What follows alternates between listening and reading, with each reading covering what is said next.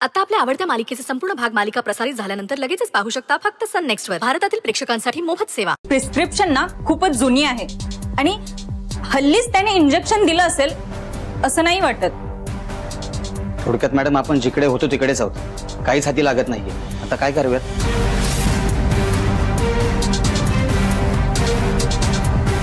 Okay, आता सध्या तरी हा विषय आपण जरा होल्डवर ठेवूया. पण ही मानसी देशपांडे कोण हे जरा शोधून काढ. त्यांच्या रिलेटेड काही आढळतंय का बघ. उद्या जाऊन एखाद दुसरं कोडं सोडवायला हे नाव आपल्या उपयोगाला येऊ शकतं. Yes ma'am. आणि आता सध्या धनंजय देसाई यांच्या केसवरती फोकस कर. जरा वेग वाढवावा लागेल. अनिशा, तुला मी जे करायला सांगितलं होतं ते लवकरात लवकर. येस मॅडम, मी एन्क्वायरी सुरू केली आहे. लवकरच काहीतरी धागा दोरा मिळेल. या तुम्ही. Yes ma'am.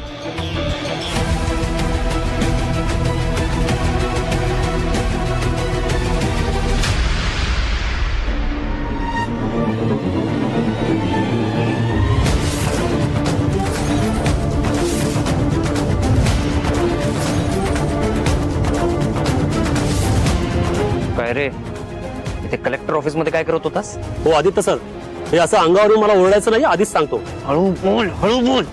इथे मी तुम्हाला वाचवायचा प्रयत्न करतो आणि तुम्ही माझ्यावर दादागिरी करताय. मला हाऊस नाहीये. मॅडमनी बोलवलं होतं चौकशीसाठी, म्हणून आलो होतो. मी काय विचारलं तिने? परत ते सोड, तू काय बोललास?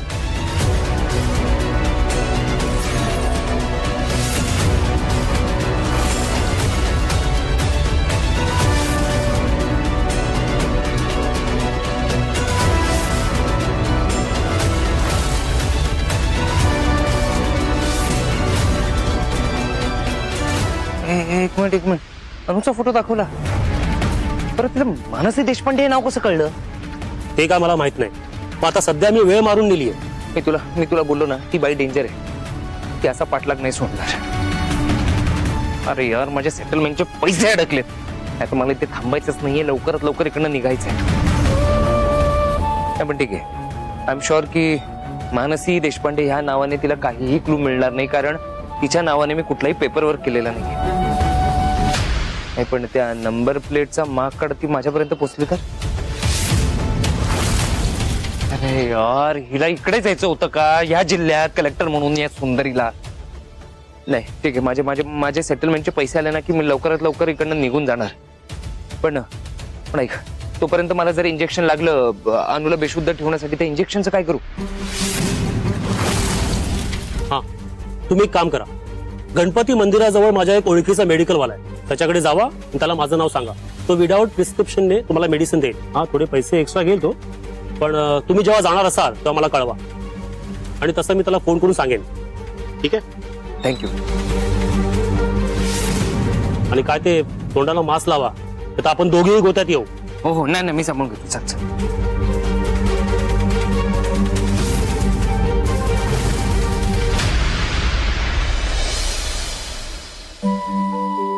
सरे, धनंजय भेटले होते का आज? काय रोज कसं भेटेन, त्यांची पण काम आहेत ना. अगं पण अजून केसचा निकाल लागला नाही ना, मग आता कसली कामं? अगं पण आता हे केसचा निकाल लावणं पण तुझ्याच हातात आहे की. अगं एवढी कलेक्टर आहेस तर जरा लक्ष घाल की. काय अगं करते मी, तू उघड डोक्यावर नको बसू. घ्या, आता मी डोक्यावर कशाला बसते? सरे, धनंजय माणूस म्हणून लय चांगले आहेत बर का. अगं आपल्यावर जेव्हा पण कधी अडचण आली तेव्हा तेच धावून आलेत ना.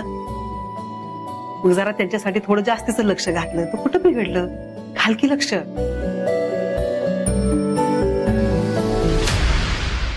आय होप उद्या अनिशावर सोपवलेली कामगिरी फत्ते करेल ती, आणि धनंजय केसमध्ये नक्कीच काहीतरी ब्रेक थ्रू मिळेल. धनंजय पुन्हा जॉईन होणं हा सायवासाठी मोठा संकट असेल.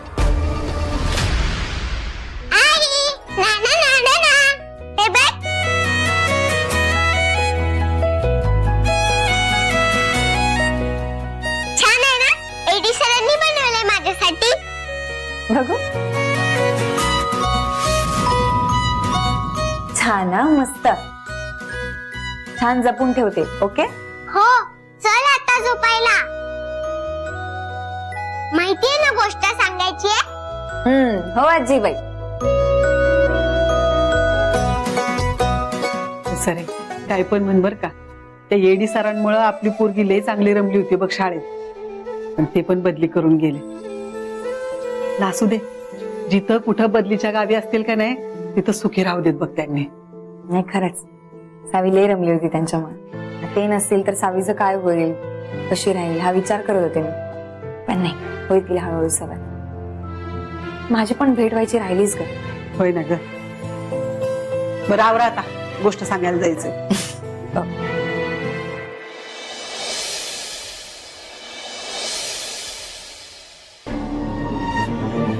मॅडम, तुमचा अंदाज खरा होता. धनंजय सरांच्या केसमध्ये सचिवांबद्दल तुम्हाला जो संशय होता ना, करेक्ट होता. म्हणजे आपल्या मुलीला कमी मार्क्स असून पण वशिल्याने आणि लाच देऊन सचिवांनी जिल्ह्यातील सगळ्यात बेस्ट म्हणजे JK इंजिनिअरिंग कॉलेजमध्ये तिला ऍडमिशन मिळवून दिले. आणि त्या संदर्भात जे काही फेक आणि ओरिजिनल डॉक्युमेंट्स होते ना, ते या फाईलमध्ये आहेत बघा.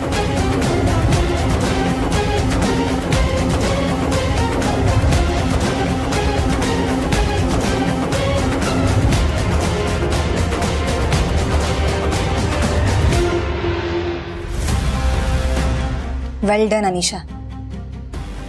आता फक्त आणखी काही डिटेल्स आणि आपलं काम फत्ते.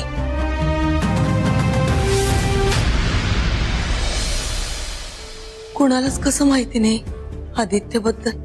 आता कुठे शोधायचं त्याला? हो दादा, दादा. अरे काकू, तुम्ही कशा आहात? बऱ्या आहात ना? मी बरी. आदित्यला भेटायला आले. आदित्य? आदित्य कोण? तो नाही का गोरासा, मोठ्या डोळ्यांचा देखणा पोरगा. अरे मी मुलगा म्हणते रे. मला चक्कर आली तेव्हा तुझ्या बाजूलाच उभा होता. ती बॅग अशी अडकवली होती बघ. अच्छा अच्छा अच्छा, ते तुम्ही चक्कर येऊन पडले तेव्हा त्यांनी मला पैसे दिले होते तुम्हाला दवाखान्यात घेऊन जायला.